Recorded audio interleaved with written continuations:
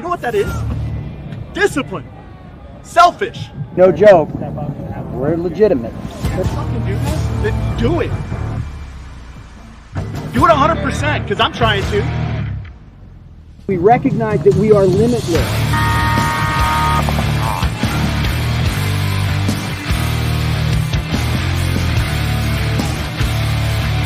You gotta be a champion to become a champion, right?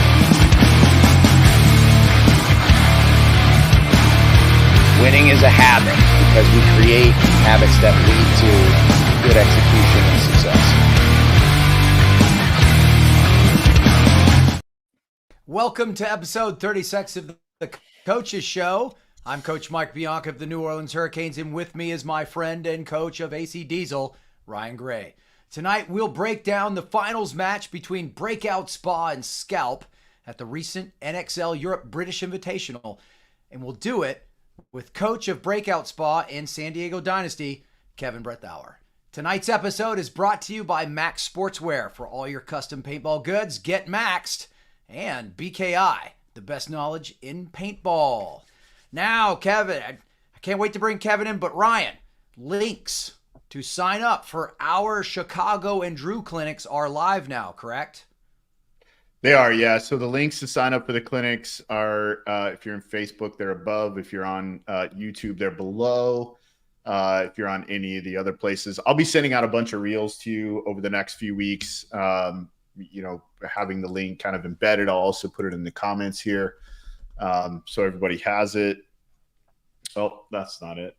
But yeah, we have a new link, but also all the links that we've had on every show, those are still live and active. So at any point, if you want to use those and just go direct to the job form to sign up, you can, or you can use this one. It's nifty. So now you can go to one place. Both clinics are there. In fact, all of our clinics will kind of show up on there from now on. So it'll make it a little bit easier. Excellent. Excellent. For questions, just shoot us a message through our social media channels. We'll answer you very quick. You know, Ryan and I both try to, we haunt those occasions throughout the day, so we try to get to you as quickly as possible. Tonight, thank you for joining us tonight. You got any questions, throw them up on the live stream. We'll talk to you, see if we can answer them. Kind of looking forward to tonight's Flag Fest review.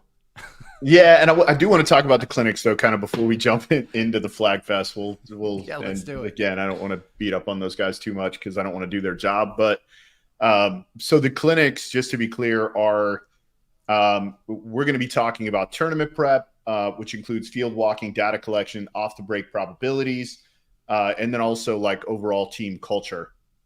So this is, and we will walk the field that you're actually playing.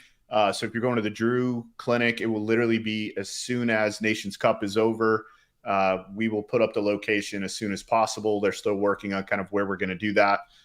Could potentially occur up in the stands. It just depends on how many people are up there drinking when we're done. And it may be a few, so they may end up moving it around. And then if you're at doing the Chicago clinic, it's going to be at 10 a.m. In the VIP. So we'll use the pro field. We actually walk that field. So the tournament you're going to play, we'll break some things down for you. So it's a great way to kind of tool yourself up a little bit, maybe learn a few things before you go back go right into the tournament. And also we give you some stuff that you can take with you. And then again, once you do those clinics for World Cup, we're going to kind of have like a 102, if you will, where we'll talk about game management, clock management, those types of things. So a lot of fun stuff coming in the next 3 events to kind of wrap up the season. I can't believe we're already past the halfway point, both in America and in Europe. Really interesting. I wanted to make note really quick. You know, we've had some layouts, though, kind of honored aggression. When I mean by honored, I mean congratulated those teams that played a little bit more aggressive. The last 2 layouts that we've had have absolutely been like the more aggressive teams are getting congratulated even further, right? So I don't know that we've had a finals match, it's certainly not back-to-back, where we had 11 points played in the finals match in Atlantic City, and then we have 9 points played at the finals at CPPS, so in Great Britain. So really, really fast paintball was being played. Some of that is, we'll dig into that. Some of that was because seemed to be, especially early on, just a ton of penalties. And I do want to ask kind of Kevin's perspective on that when we get him in here, because it was kind of interesting. In the 9 points that were played, there were 6 penalties. So I'm sure that has, kind of an impact. Now, the reality is Scalp got 3, Breakout got 3. So it kind of went back and forth. So kind of interesting. I also want to note a couple of teams, too, that had some pretty big turnarounds, because there were a few teams that experienced that. So Austin FSU went from 9th place to 4th place. Lucky 15s go from 7th to 3rd. And again, I'm not talking about overall ranking. I'm talking about from Portugal placing to the British Invitational placing. London Attrition goes from 15th to 8th place. Paris Camp Carnage, who I thought would do well, even though they lost some key pieces, went from 15th to 8th place. 16th to 7th place. And then 5-Star goes from 19th place to 6th place. So congratulations to Charlie. Really turned it around. His boys played well. I think he picked up a few guys from Canada maybe. But really, really, some teams had some big turnarounds. And in semi-pro, again, Ballistics comes out, gets, they win the first event, gets second at the British Invitational. Stockholm Ignition, 3rd place. And then Portugal wins then the British Invitational. Ballern went from 15th to 3rd place. So huge improvement for that team. Of course, I know it's kind of the work that those guys have been doing because Mark Johnson's playing with them. But yeah, big turnaround for that group. So it's kind of they're experiencing some, I don't want to say very similar things that we're dealing with here in America, but there were some pretty big shifts, right? Joy Division takes 5th place and then doesn't make the Sunday cut, right? So it's kind of interesting. They're experiencing some of the same things. Now, of course, Scalp winning back-to-back. So difficult to do. Again, that's something we can talk to Kevin about because he's done it and he knows how hard it is. 2 in a row is really difficult. 3 in a row is insanity, right? I mean, it's just ridiculous. So going into the last event, there's a great story, right? So 3 of these teams will be invited to play the World Cup here in America, and then 1 team, I believe from Latin America, will get an invitation to World Cup. So right now, those 3 teams are Scalp, Breakout Spa, and Tauntauns. All 3 of those teams also have an American playing with them that will have to make some sort of a decision. I shouldn't say an American. They have an American pro. So on Scalp, you have had 2 different ones, right, where you had and then Arturo. Right. So Malloy plays the first event. Arturo plays the second event. Breakout Spa has PK from Petcraft from New York Extreme. And then the Tauntauns, of course, have Axel, who plays with X Factor. So all 3 of those teams, if they were invited over, have a player who's going to have to make some sort of decision. So kind of interesting. But let's get SK in here and we'll kind of get his thoughts on some of these things. Good evening, sir. Welcome. How are you? Man, I'm good. I think there's a like, just from what you were saying earlier about like the jump that a lot of those teams made, those all made sense to me. Like there was nothing that was surprising. Like Austin FSU, like, I mean, you coached them last year, but that was like a whole new team. And Brandon only had them for, the 1 event in Portugal and literally only a day or 2. Like, so that makes sense that he got it. He did a better job this time because he had more information and he knew the guys better. So that made sense to me. Attrition also didn't surprise me either because Mikey went over there earlier. Mikey Urena went over the weekend before. So I think that really helps. And same with Marcelo. I think they practiced each other. So, I mean, a lot of those make sense. The Scalps thing doesn't surprise me that much just because I feel like wins like that are always come in 2s. Like they almost always do. Like, because you'll have 2, because there's confidence in the guys. Like, and they didn't really, they did change Arturo for Malloy, but it's not like a huge difference. But it's really wasn't Arturo that won them the event. It was all of them had games, you know. Yeah. So I don't think it was a one person kind of thing. At least this event for sure.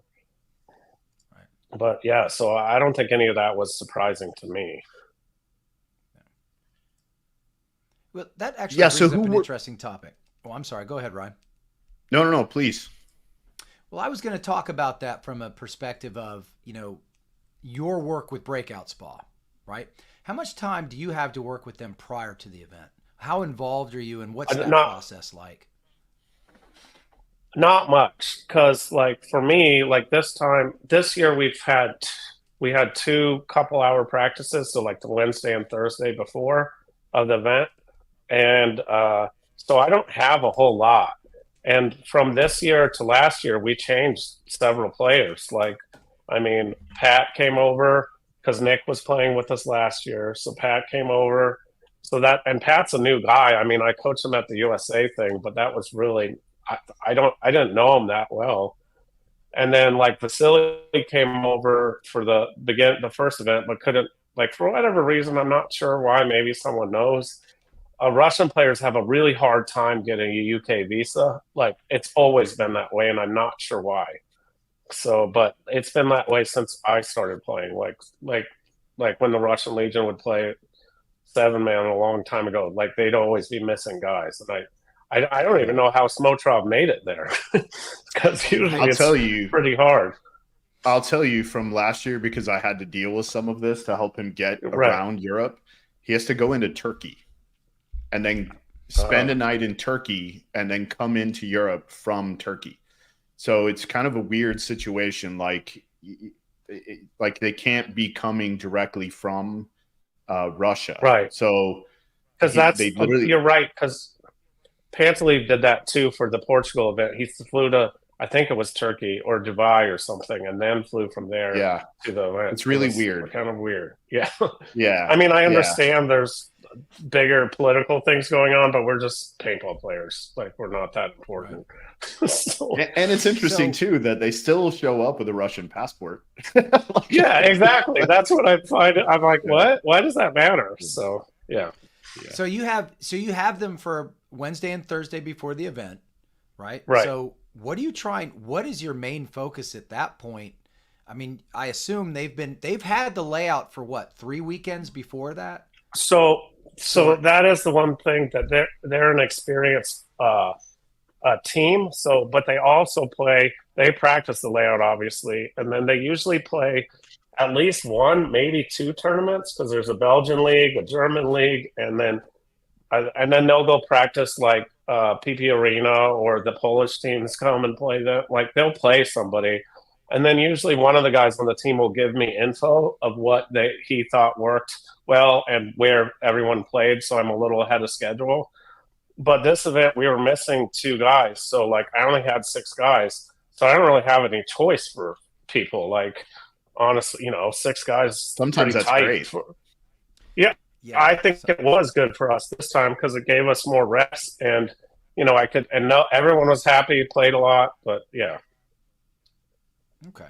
All right. So I don't know. You're right, though, Mike. I don't have much.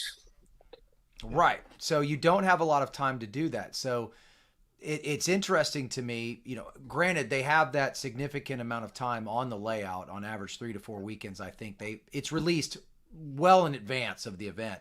So I'd imagine, are you working with them over those weeks, like through a Zoom call or anything along those lines? Or do you just have them for those 2 days when you get there? 2 days. I trust my eyes like that. And I know I've had some of them for 3 years now. There's a couple of newer guys that, and then like some of them have really progressed over. Like Dylan, he was like pretty new the first year I went over there, and he played lights out. Like, he shot someone off the break like half the points. I mean, between 1 or 2 of the guys, but. So, like, there's been real progression for some of the younger pros that have got that experience in advance and gotten better. So, okay. Well, staying in that vein then, and then I'll turn it back to Ryan, because I'm sorry, Ryan. You had a question, and I just kind of jumped in there. But so, what would you say is the biggest difference between Breakout Spa's performance at Event 1 in Lisbon versus this event? Was it Was it the fact, do you think there was something to do with the fact that you had 6 guys who got so many reps because there was only 6? So was it repetition, or would you say maybe the layout had a lot to do with it? Or I think it was we had hard games the whole time. Even like every game we played was like a hard game, so we like learned things every match. Like we won a lot of matches, but we still like a lot of those were close. Like the 5-star one, the shock one. Those are all pretty close matches. So like I feel like we learned stuff every time. okay. And Joy Division too. We played them. So those are all hard matches, but like Yeah, you guys went 7-5, 5-4, 4-3, and then 5-0. Yeah, you had a good preliminary round to take you deep into Sunday. Yeah, it's great. Right, yeah. And even the Joy Division game that was 5-0, it was still a lot. I mean, that score says that, but it was closer than 5-0, you know. Right. How does that work between you and Harrison? The conversation after? Well, not much, because like it doesn't really matter. Like actually, Brandon Short and I had a deal, and I have it with most people that I'm friends with. It's like if I win, I have to buy the other person a beer. So Arturo he won the tournament, but he had to buy me a beer. So it's everyone wins that way. So that's basically it. And to me, I was pretty proud that like Arturo won, like we got second and Marcelo took third. So like for me, that's just awesome for Dynasty as a team as well. So yeah. Absolutely. Yeah, I was actually going to bring that up. Yeah, because that's, I mean, I think it's made Marcelo a much better player, and Arturo hasn't really done like guested for other teams like that before. So I think that'll really help him like round his game out, because I know the Scalps team, even though they're pretty experienced, I'm sure they leaned on him a lot for different things during the event. So yeah, perspective, right? I tell guys if they have an opportunity to go over there, go. Right, because you're going to be able to get and give new perspective. Like it's fantastic for your like cultivation as a player, opening your mind to new ideas and new ways to do things. And I absolutely think Arturo, if he hasn't done that, will love it a lot and probably start doing it more. And if he does, he will become. And he's already gotten really good, so he's only going to get better. Yes. Yeah. How old is Arturo? I have no idea. He has the Mexican birth certificate, so he could be any age, like literally. So I don't know. Yeah, gotcha. So who are the standouts? I'm excited. I was just going to say real quick, Daniel Camp. I'm really excited to hear both of you say this, because Daniel Camp is actually going to be going to Paris, playing with Team USA, but he's also going to guest with 5-star. So I'm really looking forward to him getting that perspective. Yeah. So I'm looking forward to that perspective. SK, I have a good story for you really quick, and then I'm going to ask you this question. But so Mike and I are standing in Atlantic City right at the pit entrance, and Daniel, he kind of walks by and he said something about how excited he was to be going to France and playing on Team USA. And I was like, oh man, I'm excited for you too. It's going to be really cool. And he was like, it's just going to be such a fun playing experience. And I laughed like sarcastically, and I was like, do you think you're going to get to play? Did you see that roster? No. You're selling it real short. You're selling it short, Ryan. Because he goes like the SK. He goes, ha! You think you're going to play? Have you seen that? Jeez. And I mean, it was so straight deadpan. I mean, it sucked the air out of everybody standing within the around 10 feet. It was terrible. That's funny. But then, of course. Well, I had to hug him like immediately after that, because he's such a sweet guy. I was like, I don't want you to think I'm serious. He's so good. Yeah. Speaking of that, we got to get our outfits worked out at some point. Yes, I know. Did you? So I sent a couple of suggestions, but you guys think it would be too cold? Yeah. Okay. I think but also yours are a little more Southern themed. I think Ryan and I are somewhere in the middle somewhere. Yes, I understand that. I was fine with all of them. He is right. It is cold there usually. So Yeah, I mean, I last feel like year they never have enough layers. Yeah, last year, one of the days, like SK and I were literally wearing pants, jackets, and ponchos. Yeah. Like it was yes. chilly and rainy. And so I was going to ask you, SK, so like you have a great eye for talent and just kind of watching players over there. So who were some big standouts for you at the British Invitational? So one team, obviously I don't ever have time really to watch like the semi-pro division in the U.S. And the 3 Canadian guys, I believe they're all Canadian, I'm not sure, from the Sea Dogs, they played awesome. Like that was even though we lost in the finals, I think our game against them was way harder. Like and that was the 5. They played for 5-star, and they were just awesome. So, I wish I'm not great with names, but I know what they look like. There's one guy on the Scalps that played on the Dorito, like the inside, not the outside Dorito guy, but the inside. He played awesome too. I forget. I'm sorry, I don't know what his name is, but he played really well, and he was like big game. Like he was the guy that went up to the center 50, did the stuff on the Dorito side, like did all the like not as fun jobs, but like he did it really well. It's so funny you're mentioning him because I was going to point him out as the guy who did the dirty work. He was like the guy who was like blue collar. Yeah, like blue collar doing the dirty work, right? Like when you're walking the field with like guys who've been around a little while, they see a spot and they go, yeah, I don't want to go to that. And he's the kid or guy that's like, yep, that's me. Yeah, that's me. That's me. I'm doing that, like, you know? Exactly. Yeah, so I wish I knew his name so I would know it. But yeah.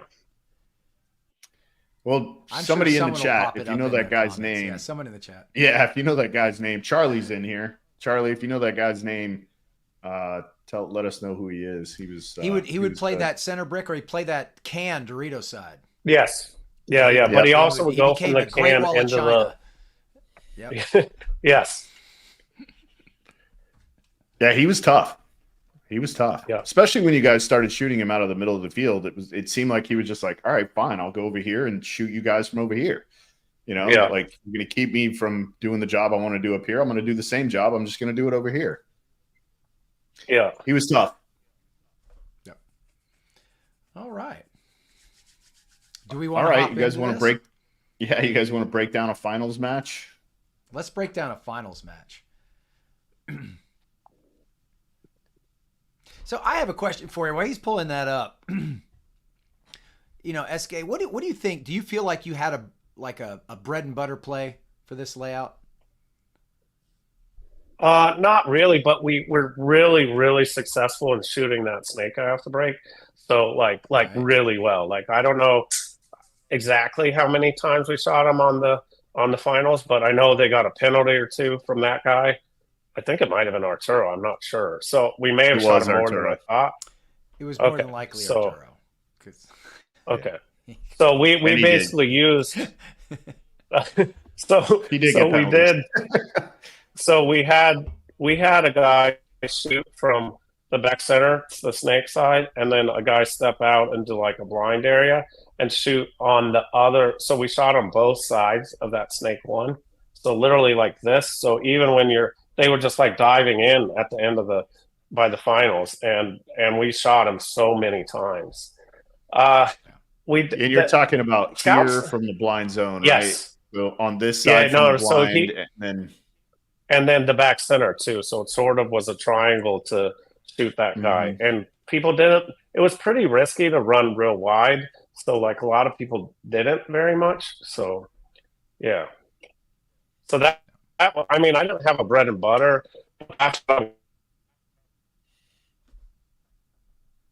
Kind of breaking up on us there. I think we might have lost you for a moment. Up on my screen, yeah. But it's a great looking freeze. There? Yeah, there it is. Yeah. You're back. You're back. So basically, the idea was to shoot that first snake guy, so we'd have an advantage, and then when we would go around the snake 3 or whatever you want to call it, you could get to snake 4, and then you could shoot the guy that was playing well in the Dorito side can. He was just dead as soon as you made it there. So that was kind of the idea. So I could shoot 2 people pretty fast, and then the Dorito side would open up immediately after that. So I noticed you guys played this interior my channel too. Right. Was that yes? So you could see. Okay. You could see from the Snake 2, you could see the outside of their Snake 3, and you could even, if you played it high enough, you could actually shoot him going around if he wasn't really, really low. So it was kind of a safety kind of spot. And then from Snake 1, you could also shoot all the way across and shut down a lot of Dorito movement as well. So I was kind of talking about that channel in between the two mini wins with the little cake and the two beams on the inside. Yeah, we call that like the inside snake. Uh-huh. Mm-hmm. Are you talking about that? That we called it a zipper, but same idea. So you could go when the game got stagnant, you could have your second snake guy go up into that, and then he could, in the very final point, that's where we messed up. I mean, we did the right move, we just didn't execute it. Yeah. Right. Like on this first point, you basically send to the snake, two at home, both shooting both ways, one weak side D. Basically 4 out of 5 guns are up, and this pays off as you essentially shoot 2 on the break. It's a 53 from the get-go. You get what appears to be, and there it is, guns up. Yeah, you got a pretty good that setup you were talking about. Now, you shot one on the break, and you already had that inside shot. You were prepared for that guy coming up to that. It looked like that Snake 2 was already on the inside cut looking for that. Right. So that's a scouting thing right there. But yes, you're in great position. Great position here. You got the 53 on here. But then this minor strikes, destroying the advantage and bringing it back to an even. I believe it was Dylan in the back center. He got shot, and then they pulled a penalty on him, I believe. Yeah, and I was kind of trying to figure out. Arturo. I don't know who shot him. It was in the middle of the game because I saw it when it happened. I almost feel like it's that Snake 2. That Snake 2 was on the inside. It might have been towards the home. Yeah. Because I'm sure you can thread the needle between that Hertz bunker and maybe a blind over the S1 or something along those lines. I can't tell from this angle. But you can see he's inside feeling pretty comfortable. He's inside feeling pretty comfortable shooting that. So, yep, that's exactly what I was talking about. Yeah, I thought it was interesting that the ref on the other side of the field called the penalty for the guy who was calling him out. Like, I got you, Ben. I got you, buddy. Yeah.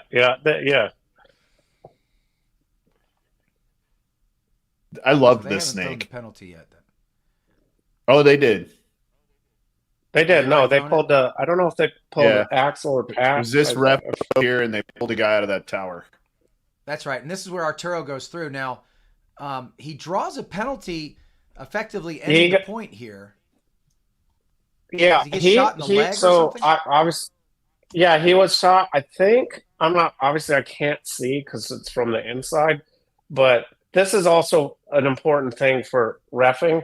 When it's fields like this where they're very aggressive, like people complain that the refs don't pull, they can't see it.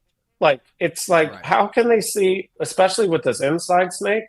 Like, there's no, unless there's a guy standing next to the inside snake, he can't see it. So I think somewhere along between the Snake 3 and 4, Arturo got shot, and then he shot the other 2 guys. So that's why they flew through the red, I think. So I'm not really sure. It's the ref behind him. It's the ref behind him that chases him. Yes, which is weird. The ref behind him chases him. Right. Yeah, which is so like, what's that's going on? why Now here's what's. Go ahead. Yeah, that's why I thought it was odd, because the guy behind him was chasing him, so he must have saw something rather than him being past the Snake 4, which would be the other side. Ref probably would have seen something, but I'm not. Like I said, you can't tell. No, and I wouldn't have wanted to ref that, especially Yeah. especially that type of run through. But I will say this: I was surprised that Scalp had to start with 4 because they still have the 2 behind him and the 1 in the Dorito, but he gets the penalty, and now they have to play a body down 1. But there was the bodies to pull for the major. Yeah, they Yeah, really, I'm if not. they're going to Are do. you sure none of them got shot? The other guys, the other Scouts pretty guys. sure. I'm not sure. Pretty sure. I went back and Okay. watched a couple times because I wanted to make sure. Because I was like, I believe the commentators, Harrison Fry, was actually saying, no, there was 3 alive. There's enough to pull. And sure enough, I went back and backed it up and confirmed it. So anyway, Yeah, it definitely was so, 3 on 3. But yes. If they're going to do this, though, like where they have these giant wedges like this, and then you put another giant wedge here, and then you've got stuff interior like this and this, you got to put some big, like, towers, and they don't need to be here, like right lined up, but here where this photographer is, and another one right here. This one watches this. This one watches this. Right? They're not watching the guy right in front of them. They're watching that. Exactly. When you were talking about the reffing and more importantly, aggressive fields, it's 10 times harder to ref aggressive fields. So I don't want to say the refs did perfect but it's just not possible to be perfect. So I think that's what people underestimate. No, for them, no. Well, and then ultimately not. I don't want the job. I don't want the job. It's easy for us to be in the peanut gallery and do this. But I'm like, whatever. But I think Ryan makes an excellent point. You put those 2 towers there. Now you've got that cross view. And granted, that's an additional expenditure. I understand that. But that would certainly have lent itself to this type of setup. So, all right, moving on. Yeah, I mean, I just think if you're going to do this, you're going to build these really fun, and we love these layouts, right? Because they're fun, they're fast, they're aggressive. They're kind of, punching each other in the mouth kind of things. One, I think you have to give the players a little space. Like some of the minors I see now are a little bit weird. Like if a guy is diving, the bunkers are so close together now that a guy goes to bunker, a guy dives into a bunker, gets a minor. It's like, come on, give him a second to get up and walk off the field. I'm seeing guys get minors like almost immediately as they're getting shot sometimes. And it's like, you got to give the guys a little space if you're going to make layouts like this. So it needs to be one or the other. Either you're going to allow a little bit of, you're going to give them a little space, or you've got to invest in appropriate infrastructure so that the referees can see what they need to see. Right. Still not going to solve all the problem, but if we want to make this game, we want to make it faster. We want to make it more aggressive. We want to make it more entertaining. The more of those penalties that occur, the more confusing it is for the consumer, right? Oh, for sure. Like I know you guys have both been in this situation and be like, what happened? Like who got a penalty? And you're not complaining about the penalty. I just want to know so I don't put that guy out there like 3 times in a row and he got 2 majors. And I'm like, thanks for the heads up, Jason. I'm like, I don't really complain about penalties. I just want to know who it was. So, right, and why? Give us a little bit of an explanation. Like, meet me at the table. Yeah, just say, something. Hey, this is just what be happened. And, cool. Your guy spun when this happened, or blah blah blah. Yeah, I'm with you. Now, the other thing we are planning to have some referees on the show because I really think it's important to get those referees' stories out. I think I want to get some of these, professional refs and maybe even a divisional or these refs that do the training. I want to get them on the show. I want them to talk to everyone else and help them understand and explain what kind of training, how it works, why they are where they are, why they choose these positionings, kind of give this side of the ref too. I want the ref side of the story to come out, and I know Ryan does too. So, not right now. I need a minute. Okay.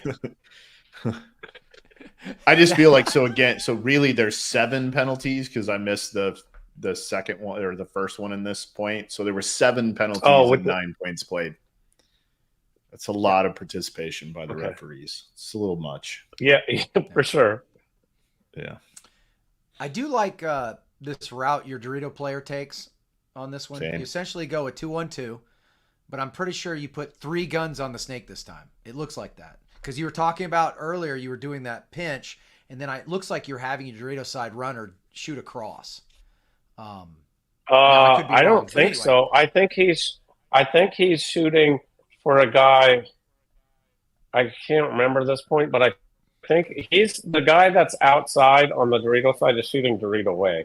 He's just shooting shallower now, so it looks like he should be shooting like the big tower on the Dorito side, because they went there every game. Well, I mean, I understand why you. Okay, we'll shoot at that.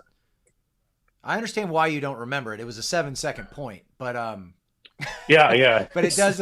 It basically you hit Arturo, he gets the minor, and then another gun smokes another dude. I think we shot a guy delaying really fast too. Yeah. Yeah. So it was like the first guy, I believe, going into the snake. Let's see. And then Arturo gets clipped on the hopper as he's going forward, I think. So we shoot. Oh, they broke out with because both got a back center, and then Arturo gets a minor, pulls the last guy out. Yep. So then it's a 51 right there. So it's 50-0. Smart. 5-0. Yeah. But basically, shot both guys at a back center and a minor. Yeah. Good clock. Yeah, no, it was. That is smart, Mike, because these points were so fast. Like, I mean, it's great being up 2-0, but not when there's 12:40 on the clock. Right. You're reminding me of another event earlier this year. Yes, I know, but the whole point is I figured that's what you were doing. No, but that's the right way to coach this, though. No, I think they did a great job. Yeah, 100%. Yeah, they did. Good. They're good, top to bottom. Coached well. Ryan, I'm going to let you. I'm going to let you or Kevin even talk about this third point, because I don't even know what to say here. So there's a penalty on breakout spa, but you get your guns up and they pay off a little, and off the break it's like a 3-on-1.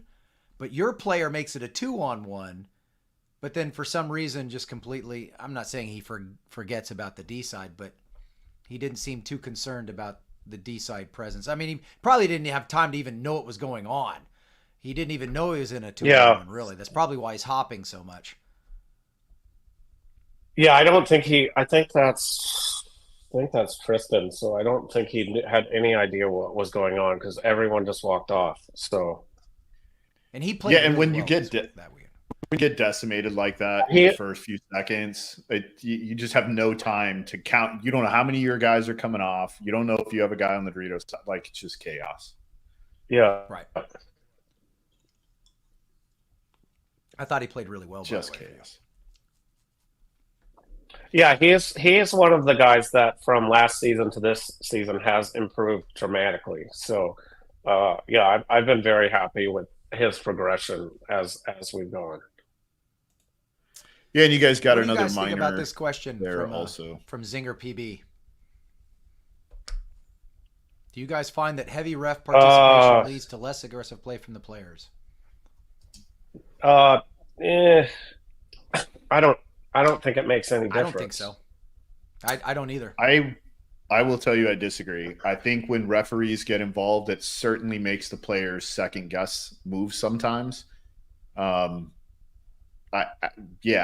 do. I think the more they participate in the game, the more watered down the game gets. And I don't know if that's player to player. It is player to player. I do know that. There's some players, like, if they get a penalty and they know that it was a bad penalty, they just move on. They just move on and it's over. There's other players, right? Especially the less experienced guys. If they get a penalty, whether it's deserved or not, they get weird, and it can impact the game. Now, if they deserved it, they should get weird. It's they shouldn't have got it. But when it's weird, but I think there's maybe not a great penalty, it can impact the game. I think it's more like the players that play with emotion more than the ones that play more level-headed, which can totally screw them all up. But some players need that.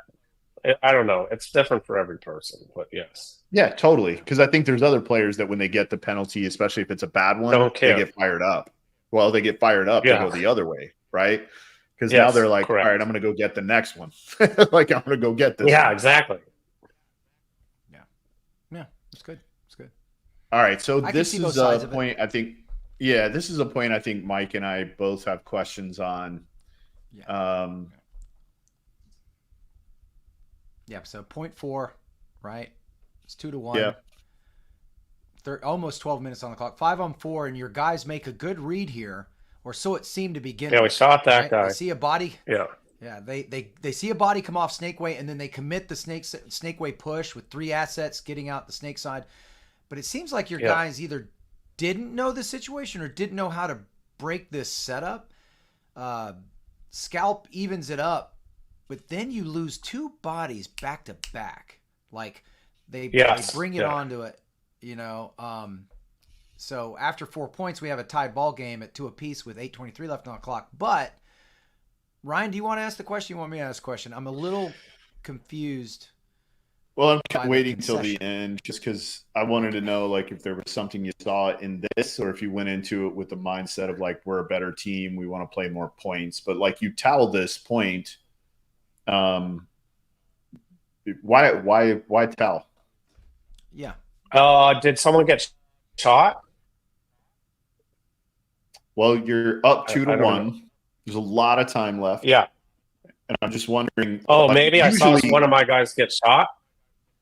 And you thought maybe he was going to get a penalty? Like, that's the reason I would do that. So that's a secret trick. You don't get a penalty if you towel it. I do the same thing. No. For sure. No. I'm with you. I'm with you. That is probably the reason. That makes perfect sense. That makes perfect sense then, because I was telling Ryan before the show, I was like, man, if there's that much time on the clock and we're up by a point, my last guy's gonna wear it, right? I'm like, I'm sorry. No, normally I would be that way. Normally I am, but those guys tend to get the penalties, and then there's no one to pull too. So I try to do it right before that happens, if that's the case. So I might also, I'm not sure, but maybe someone's gun was broken. I can't remember exactly, but we should have normally. I would let this roll for a long time. Well, and this is that makes perfect sense. This is the longest point we've had thus far in the match, right? Right. So like, your guy shot a guy off the break. You're in control of this point until this, right? So you lose a heads-up gun battle down the wire. Now you're 4-on-4.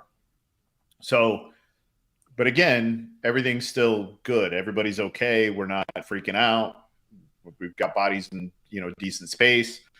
So I didn't know, like, I was trying to look at it from both sides. Like, did you towel it because you felt like maybe you didn't want to give them an opportunity to hang the flag because of momentum?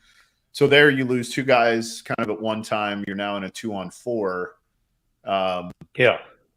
And here I think is where the towel is going to come, like as soon as your last guy gets shot. Yeah, I think I think you still have bodies out on the field. That's why I didn't understand the concession, because you still had bodies out on the field. Well, so the other thing is, I thought we did a better job than anyone off the break shooting. So I thought if we have another opportunity to go off the break, we're going to be ahead, and then it can be even a longer point. Like, if that makes sense. I don't know if that's weird or not, but how this field went, it's like if you shot somebody like early, like you had an extreme advantage. Yeah, so see, the guy's walking off. Everybody was dead. Okay, see, I thought his corner guy was still alive. No, he was walking off. So see, when the horn is blown, see him standing there? Okay. Standing off to the side. You'll see it right here. See it? Yeah, that's so he's standing. I don't know if that was PK the last guy? I can't remember. I think that's PK. It looks like PK. Or Axel. Yeah.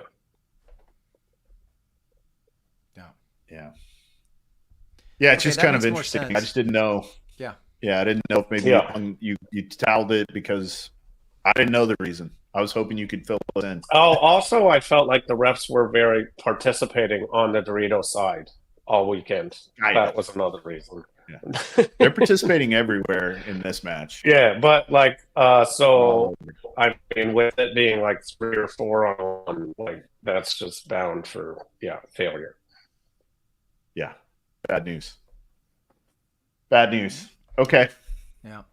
Well, we're tied up 2-2, 8:23 on the clock, heading into point 5.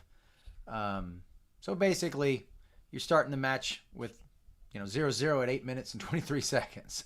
So with this point, Scalp's guns on the brakes, blows your snake side, but then 2 more bodies go quickly right after that one. And of course, real quick concession by you.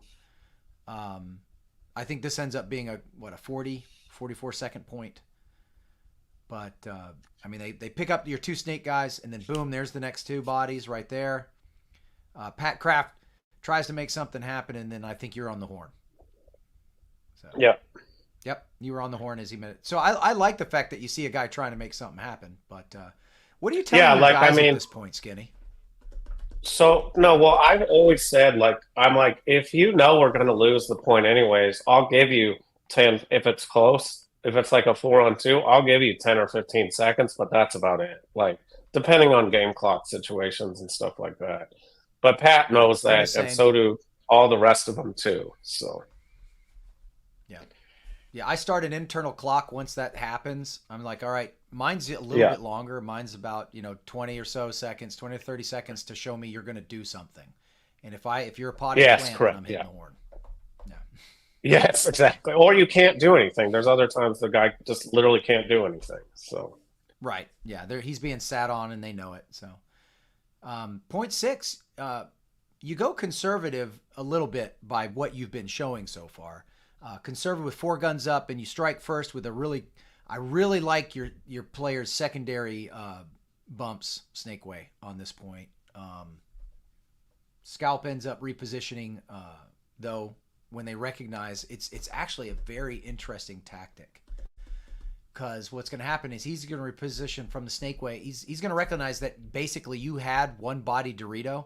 So he figures we're going to go ahead and head that way. At least this is what I think he's thinking.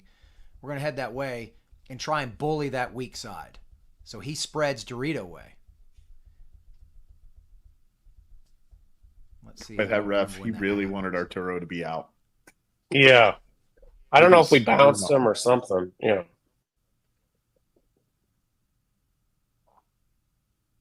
So we get the setup, both at the snake wedges. Scalp spreads out to that body, out to that Aztec behind you. They still have a guy in snake 1. And you just put a body, I assume that's Pat Kraft, that into that tower. It's Pat or Axel, yeah. Okay, Pat or Axel. They get into that tower. That's your weak side push. They're in that can, just dumping that zone, so to mitigate any type of risk there. And then I think what we're going to see is they recognize the situation. I think the snake 1 is going to spread Dorito way, if I recall correctly. Well, right now he's looking that way too, because that had a really good. If you didn't make it out, that one. So there, he's just repositioned back to home. Now he heads back to that tower. So now he's going to try and bully the tower in front of him and try and make something happen that way. Yeah, now it's 2-on-1 over there. So. Yeah, I thought it was a great film. And he did a great job. Yeah, it was an intelligent move because he knew Arturo didn't need help because he had Pizon behind him. I think that's Pizon. Right. It is. So it's interesting. And he's Go ahead. I'm sorry. So that's the thing that people underestimate about Scalps is they took 2 guys from Carnage last year. So that Pizon guy who's played on the Tauntauns before that, he's been around he's a super veteran player and he's really good. And then the other one is Geiger, I think his name is John Baptiste. And I tried to get him last year, but he's from Paris. So most of the Scalps guys are from Paris. So yeah, he's good too. Yes, he's excellent. So is Tristan the one here in the snake? So Tristan's going to reposition. I can't tell. Like right there. So he just jumped into that inset snake. I really do feel if his 2 behind him would have taken his old spot at the wedge, this plays out differently. Totally agree. But he doesn't. I made note about that. And at this point, I'm like, if he goes up and plays the wire, this point goes completely differently. That's right. Yeah. So that 2 stays in snake 2 instead of taking Tristan's old spot at the snake wedge. If he had taken that snake wedge, it's a different point. He should go to snake 3. I'm sorry, the inside snake 3, and that's what he should do, but do it faster. That's to see. I don't know if Arturo saw him right there or what happened. Or no, he doesn't see him until he comes. Yeah, right here he sees him. See, yeah. There he goes. Oh, there he is. But that's just Yeah. But I don't think Arturo can make that bump if your 2 is Well, bumped up into the I wedge think we from messed there to up there. before that, though, Mike. I think we messed up before that because he should have just gone and bunkered Arturo. That's what he should have done. Yeah, He but should even have if, as soon as that guy left, and as soon as that guy left the space, though, either this guy or that guy needed to get right into here. Yeah. Right? Because then they're going to their belly and coming here. Bingo. Yeah. That's. I think we're all on the same page there. That could have played out differently. And if I see, obviously, if I'm playing that wedge or I'm the 2 behind Tristan, I see Tristan take that inside route and start to crawl, I'm coming. I was like, I've got to be up here, right? That's where my support needs to be. But again, it's easy from the peanut gallery to see it now that it's happened. Yes. Yeah, totally right. And the other thing too is if Arturo starts to play Tristan, he was in fact the guy in the inside snake. If you're in that wedge, you can then go get him on the outside. You have opportunity to go get him. Yeah, for sure. There it is. There it is. Because now he's got to deal with both of you. So that's right. Yeah. So and of course Arturo didn't know where Tristan had gone, so there's the other advantage, right? So right. 0.7, 446 left on the clock, down by 2. You end up having great guns on the break here. Help from a minor on Arturo. This would be his 3rd, by the way. This match? A great, yes. Yep, yeah, and a great close by your snake player here, by the way. 44-second point. This is great execution. And there's the flag. Mm-hmm. And then look at this. He sees the flag go up on that snake and just immediately takes ground and closes out the point. Yeah, I believe really well. that's Quentin. So that's not Tristan. I think that's Quentin. Okay. Great read by Quentin. Same. Yeah. I believe I switched. At this point is the point I switched who went first. So I switched Quentin to go first, and then Tristan was second because I thought he wasn't going. He was either going too slow or I just didn't like something. Well, it was a good call. Great call. I mean, you get the point. Basically 4 minutes left on the clock. It's 4-3. I mean, that's yeah, this is doable, right?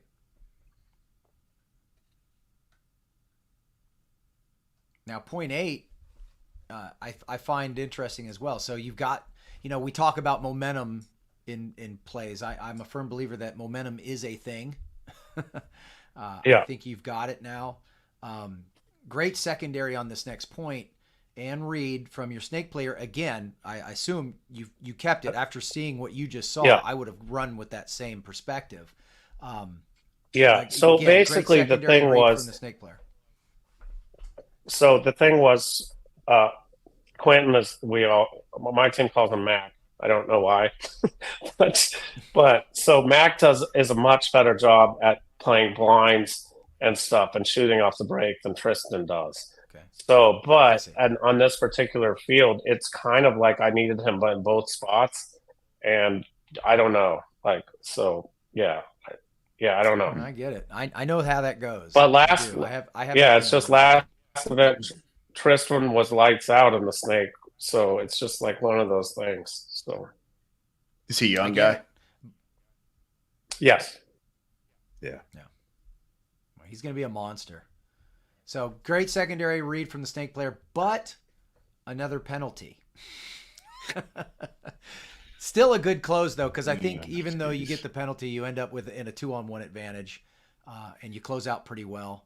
I felt like the snake side player, and maybe the audio was off, but I felt like the snake side player should have let his Dorito side player know a little bit sooner where the last body was. He engages him first and then calls for help. That's the only criticism I have there.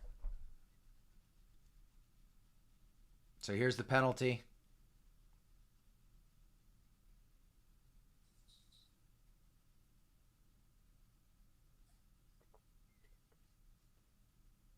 So good spread here from your home player. He's going to truck over to the snake here. Good spread. Look at that. Just excellent situational awareness there. He's going to come down. Now he knows he sees him. and he's not saying anything. He's shooting at him. He's not saying anything. Then the guy shoots at him, and then he starts calling right there. Now he's communicating. That's the only criticism I have. Like the minute. Yeah, the other player is right in front of the guy though too. Like on the who is the other guy? So Dylan's English is probably the worst on our team. Yeah, so that's Dylan and Pat. That's probably why. Because there's a English New Yorker. I'm sorry, a French New Yorker problem. I gotcha. So yeah. I mean, Dylan's English is much better than Pat's French, but yes. So yeah. I love it. Does Pat have any French? Got a great game though. No. Yeah. By the way, how many languages does Harrison Fry speak? I heard him speak French and German. Well, he does, but Axel on our team speaks more than anyone I know. So, like, he speaks French, German, English. I think Italian and Spanish also. So, yeah. It just shows an incredible intelligence, you know. Yeah. The guy's brain works different than other people's. So, all right, we're tied at 4 with 2:40 left. You have to remember too, like when your entire country, you know, when you can travel your whole country in a few like your whole, you know, all these different countries in a few hours that are in your continent, and everybody speaks different languages. You you learn, you know, it's and another thing too, in particular with Belgium, there's French parts, German parts, and then Flemish parts, and there's no real Belgian language at all. So it's like. They all speak at least 3. Yeah, because a couple of the guys speak Flemish on the team too, which like Tristan and then Brampa speak Flemish, so it's strange. Because that sounds totally weird. Yeah.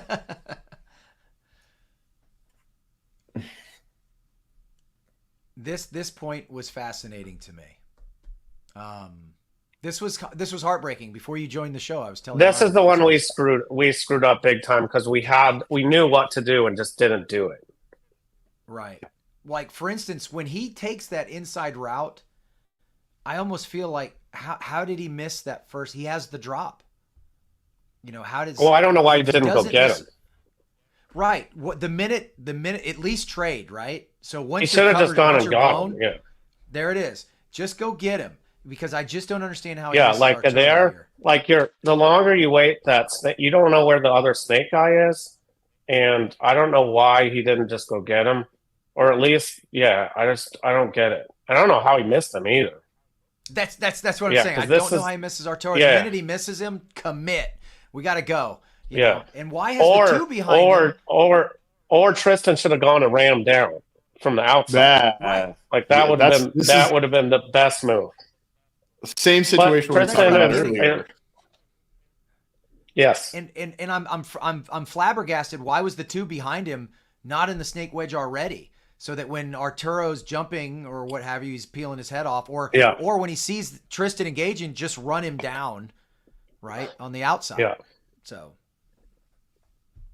again, easy to criticize for me, right? Yes, of course. Yeah, but I mean, But Max should have known that. He should have just gone and traded. And especially when Arturo was the one doing when he wasn't getting penalties, was doing the most damage on their team. And Right. So this was for them to they're about to win a gunfight here, and it's just which blows the side, and then they end up hitting the buzzer, I believe, if I recall, with like 4 seconds left. Not much, for sure. Yeah, because I believe Axel's out. That move was dumb. Yeah, he just got that move from the corner to the Dorito 2 was super dumb because that kind of screwed it up. Otherwise, it would have gone to overtime. That's correct. At that point, I thought once you realize you're at 40 seconds. That move and this snake debacle over here to me were the 2 things that kind of threw the point away. Yeah. Launches him. Yeah, because if he's at snake 2, shooting that, he could shoot that inside. He protects him, and Tristan protects the other side. That was Dylan and Tristan, and they just screwed that up. But it was from the other mistakes earlier than that that really hurt us, rather than those. For sure, right? Yeah, for sure. Yeah. I mean, it's again, it's one of those like, this is the one in this point, right? Like, yeah, no, and that like, he trades with Arturo. Yeah, Arturo's dead. Then Tristan and Don have the advantage. Axel's still alive. I think Pat's still alive, or I'm not sure. Yeah. You at that time it was 5-on-4. He goes and makes that trade. Yeah, because Pat went and traded. Yeah, that's 4-on-3. Yeah. Yep. Yeah, because Pat traded because he saw. So Pat went and traded with their front Dorito guy because he saw Mac go in. So he's like, they're going to look over at Mac. So that's why Pat went. Right. Yeah. So, I mean, honestly, this is a confidence thing, in my opinion, because Scalp had just played so well at the last event. They still had that.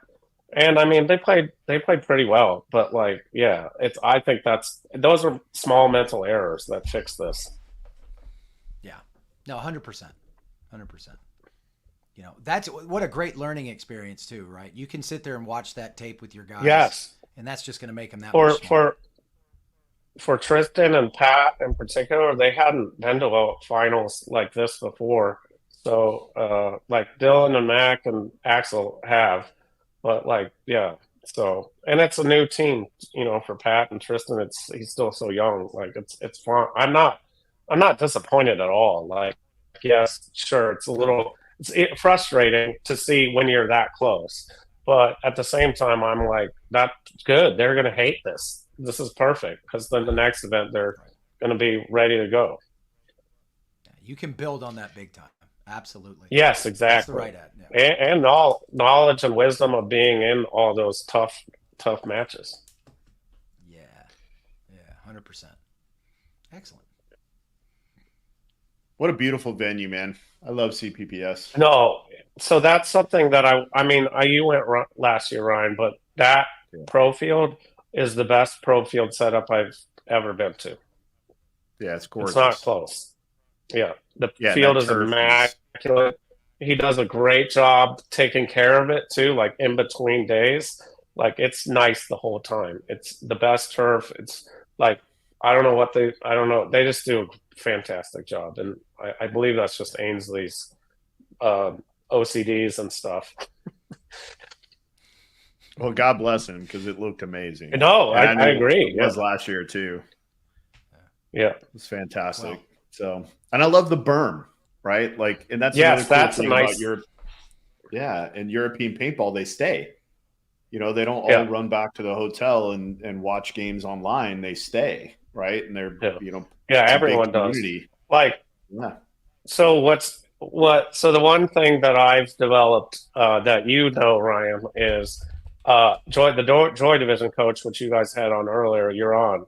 He mapped the game of Scalp versus Lucky's, the match in the semifinals, because I couldn't watch it. So he scouted the whole thing for me, which I would have done for him too. But that's the thing. That's a way because I don't have another person to help me scout there. So I lean on other people, other coaches that I trust. So yeah, it's awesome.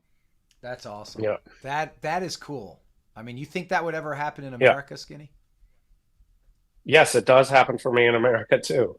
I was going to say yes because I would if he asked me if I asked that you first event, if it wasn't you, no, seriously, he asked me to scout against you, and I said no. If it was anybody else, I would have done it. Yeah, I would have said no, for sure. That's what I love about it. If you need help, I'll 100%. That 100%. Yeah, and I don't. So cool. Like it's like I don't like if it's not someone in. Like, I just don't, it doesn't matter to me. I'd rather, if someone asks for help, I'm going to help them. And that's kind of why, that's why I've helped so many different coaches, I think. So that's great to hear. Cause I'm the same way. Luckily one thing that I have loved about this journey, besides meeting both of you and getting to know you both very well, is that is that camaraderie between. I've loved this about the coaches show. I've loved this about, and I'm really enjoying doing these coaches clinics. And man, it's just, I'm starting to see a lot of growth, out of that sort of thing. And I learn a tremendous amount from it. So I'm stoked. I'm glad to hear it. I've also noticed, instead of like individual people coming and asking me stuff, now like it's just all the time. And I'm like, I can't show you. You can watch me do stuff now, but like there's almost too many people that ask for how to learn, which I appreciate, but. Oh, we lost you again. Yeah, we lost you. Broke. When he gets back, I'd like to hear what he's saying. Can you repeat that? You said there's a lot of people that come up to me now because of the show, or it's just sort of the snowball avalanche, the snowball rolling down the hill that gets bigger, and it's gotten a lot bigger since you guys started. So, like you can. Well, and I think too, the other coaches and players too, who whether they've listened to the show or not, kind of words got around that it's like we're not trying to keep all this secret. Like we want other coaches to have resources and get better, and I think that word has kind of gotten out. And you sort of, especially in Europe, you kind of started that. And when I went last year, I shared I gave shit to everybody. Like anybody who asked me, I gave it to them, and I was like, hey, here's what I use and here's what I do. And a couple of them had said, well, Skinny gave me this sheet. And I was like, well, great, use them. And if you change them, just send me what you've changed, because I may want to adopt it, let's try to make all this stuff better. So I think obviously you've been a big proponent of helping move this thing forward. And I think it's just kind of words getting out that everybody's willing to be, most coaches are willing to be helpful, and they want to give information. They want to see this thing get better, right? For the most part, I think the majority of the coaches, especially the ones we've had on, I know for sure, other than maybe one or two, like really want to be helpful and try to give people information. When I say one or two, guys know what I'm talking about. But I mean, I've 100% seen it spread in like the WCCPPO or however, I don't know all the letters it is, but it's dramatically changed.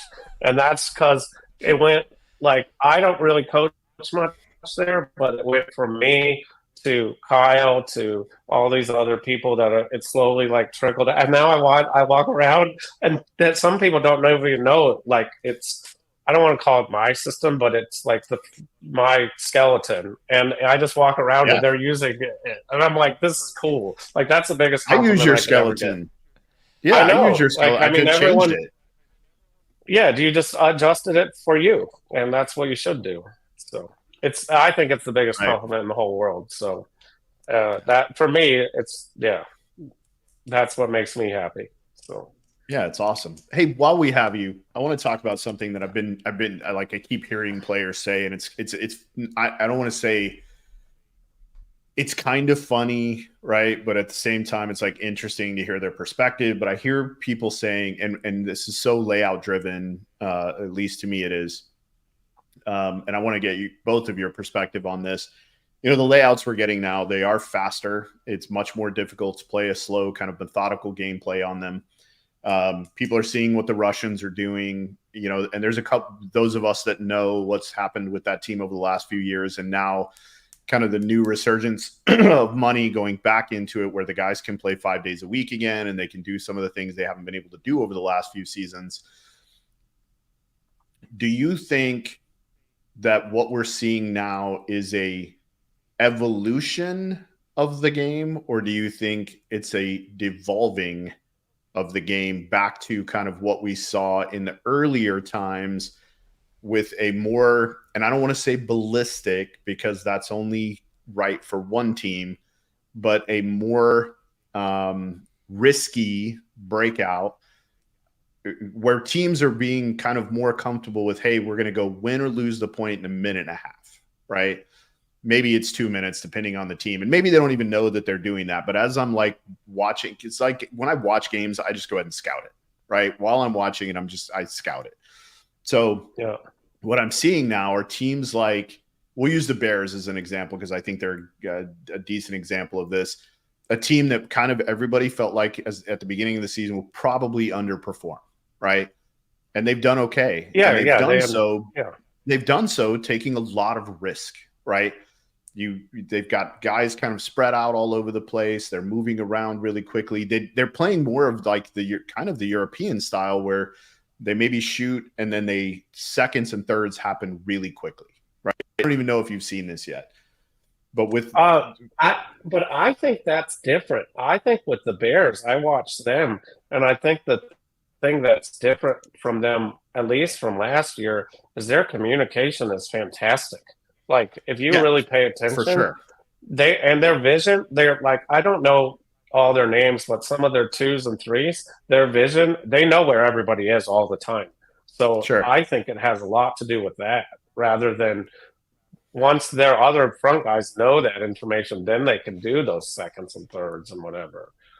Well, it just seems like it's happening really fast, right? So again, I'll kind of go back to my original question. Do you think this is an evolution? And again, I know a lot of it's layout driven right now, but do you think this is an evolution, like we're seeing something, like we're moving forward? Or do you see it kind of going a little bit backwards to more where it was sort of in like when we had the A, really, when you couldn't see things as people were breaking out until they were like in space, right?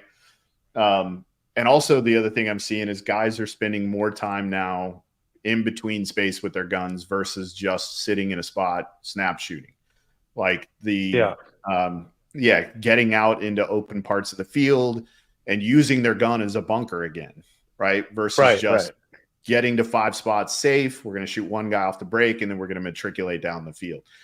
It's like you're seeing kind of like Aftershock, I think, has done a really good job with this, being like doing it back and forth. They've done a good job, like getting X Factor 2, getting ballistic. You guys do this too, SK. You guys do a good job about going forward a couple times really good and then kind of pulling back, and then going forward a couple times and then kind of pull it back a little bit. And again, as I'm watching it, I'm like, oh my God, I feel like I'm watching like 2007 paintball. And then I go back and watch film of like when the A was around, and I'm like, okay, this is kind of similar to what I'm seeing now.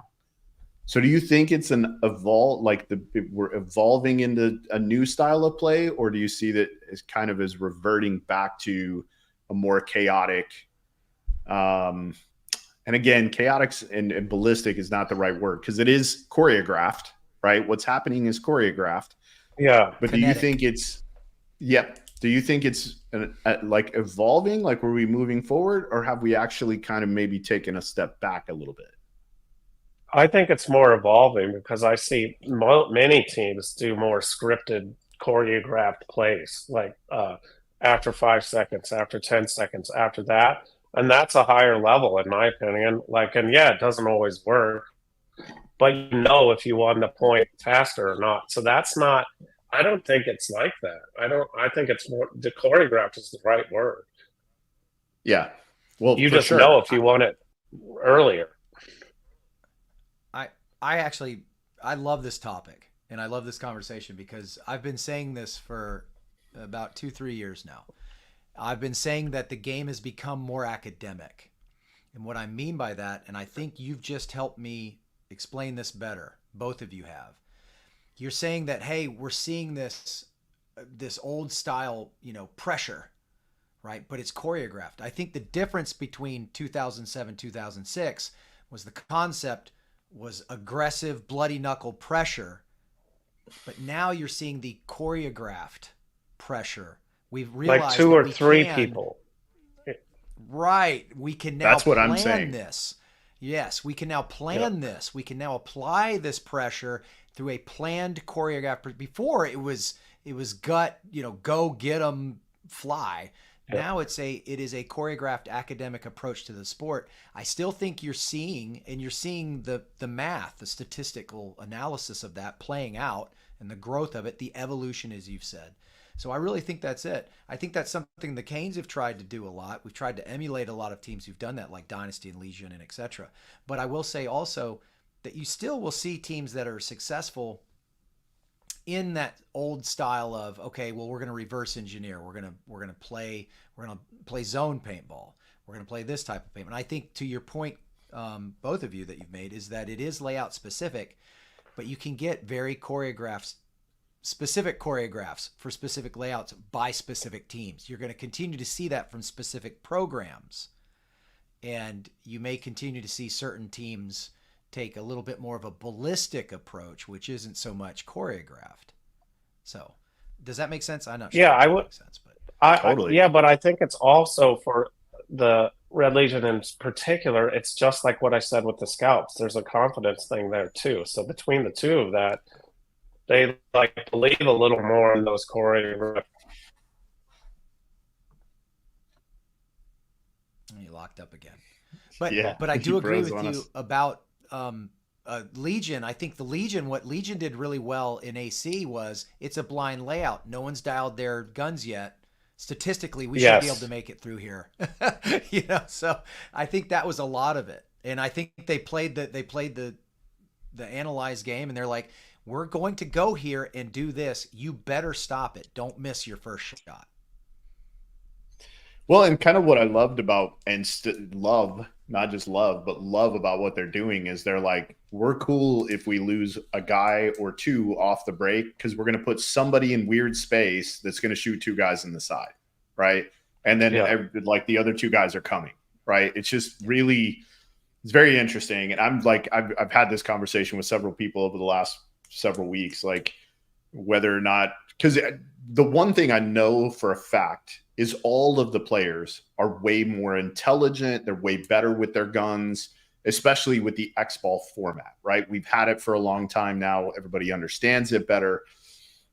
I think that all the guys are better with their guns, right? Like when your snake eye can shoot a guy through a 6-inch gap off the break, where back in the day that probably wasn't going to happen.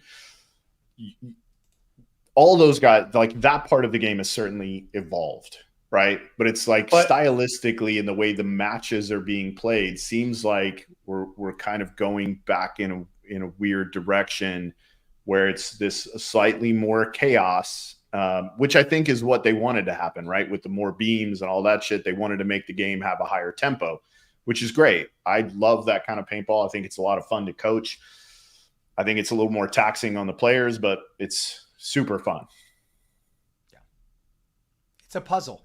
It's a puzzle. And that's what I was telling. I think I was talking to Aaron Pate, Stuart Ridgel today. And I was like, guys, I love the puzzle. I love figuring the puzzle out, and that's, especially the with puzzle's the bigger with more points. That's right. Totally. Right. And like, you remember back when we had halves, right? You could go into the first half with one game plan and go into the second half with something completely different. Right. And that was so fun to coach, right? Like you could just have two completely different mentalities of how you were going to, operate through the game in halves, right? Like with this first half, we're going to really focus on these two or three things. And the second half, we're going to really focus on these other things. And then we may flip-flop even, right? We may pull some of the stuff that we did in the first half back out and see how it goes, because you played on the same, you flipped sides completely. Like you played the other side the whole time. So you could do different things. So I don't know. It's pretty interesting. I love the conversation. I hope we get to keep hopefully Jason keeps making these fun layouts and we get to keep having this conversation because I think it's an interesting topic. Yeah. Awesome. All right. Perfect. Cool. Skinny, thanks, buddy. Yeah. I hope you guys are ready for Paris. Yeah. We are ready for Paris, man. We are getting in on Monday. Alex Sorensen from Major League Paintball, he's going to come with us. So he nor Mike have been. Do what? On Monday morning, or I think I get in Tuesday morning. I can't remember. We're leaving Sunday, getting in Monday morning because these guys have never been out of the country. Really? So I'm going to take them around. Jeez. Yeah, so I'm going to take them around, see some things in Paris, and then Tuesday morning we're going to get up and go over to Normandy, do that kind of. Oh yeah, Mike will like that. Yep, that was his. I said pick a few things you want to do, and I'll make sure we make it happen. And then Tuesday we'll drive down to Drew and meet you guys, and then do a little field walk if needed or whatever we're going to do. Yeah, we're excited. It's going to be a great time. Cool. Yeah. Got Mouse all taken care of yesterday, so he's coming. Good. Yeah, we're ready. Hey, somebody figure out where the team's staying because Daniel's dying. So they all kind of stay like wherever they want. Didn't he reach out to you recently and ask where everyone's Yeah, he did, but I'm like, I don't know, man. Like, I didn't last year. I think Alex and Ryan figured it out, or the wives actually, it was definitely the wives figured it out together, because it was like Alex's wife, Camille was there, and then so was Margaret, and no, Laura. I don't think Laura went, but Chris's wife too. So there was like 4 or 5. They definitely figured it out. It wasn't us. Well, let's not bore the viewers to death with this conversation. Right, if you'll hang out in the green room, we'll do that as soon as the show's over. All right. We just have a couple of things we got to kind of take care of, and then we'll see you in a minute. Awesome. Talk to you soon. Wow, that was fun, man. I really love having him on, and love talking about the Europe events as well. It's a good time. I do too. I'm looking forward to learning a lot going over there from both of you, and of course I can't wait to be around that roster and just learn. It's going to be amazing.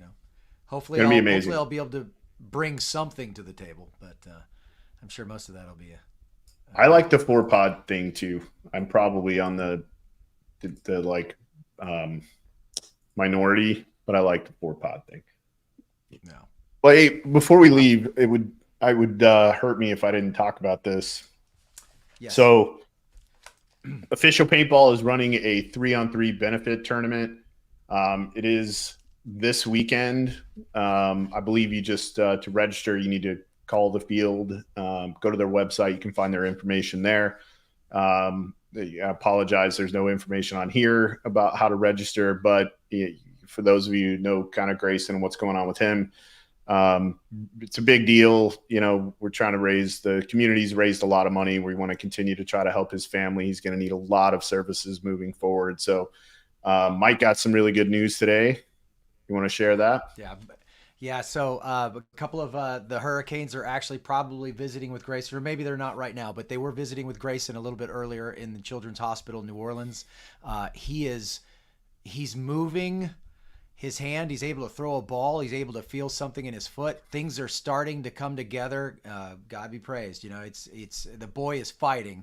And so we've started kind of a hashtag thing, fight like Grayson.